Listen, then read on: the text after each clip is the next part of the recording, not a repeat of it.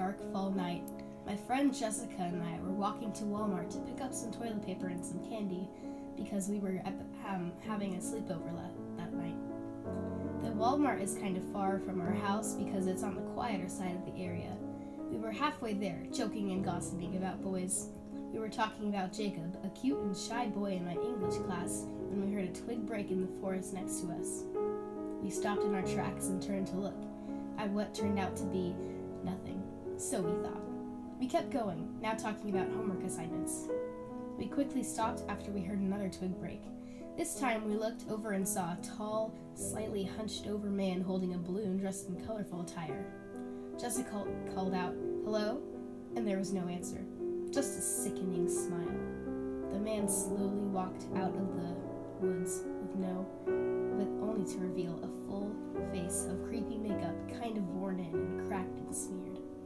Jessica and I stood in fear, staring at the clown-like figure. His smile grew bigger and bigger the longer we stared. He then said with an old, raspy voice, "Want to come have a party with me?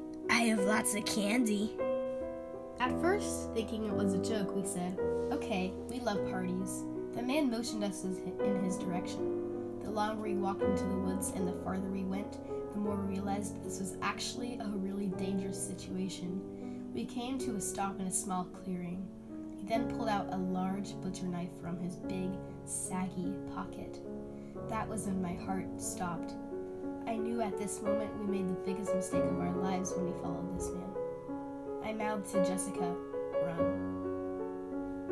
We split up and sprinted through the woods. My arms were cut by the sharp branches. I got back to the road and saw Jessica. She was on the ground and I looked closer. The clown was cutting into her. Tears ran down my face as I saw my best friend being brutally murdered right before my eyes. I ran into the woods, trying to pry the man off her body. He then punched me in my face, leaving me with a broken nose. Jessica was screaming in pain, calling for help. I started hitting the clown in the back, trying to get him to stop. He cut Jessica's head, and that's when she really died. I ran back to the road, crying in pain for my own safety. I ran all the way back to my house. I was later taken to the hospital, and where I got my nose fixed. Later the next day, I looked at the news. The report was titled, "14-year-old Jessica Vasquez killed in Lumber Creek Woods last night." The reporter was explaining what happened. She said she had gotten her organs taken out and was sewed back up with wire. The killer is not found.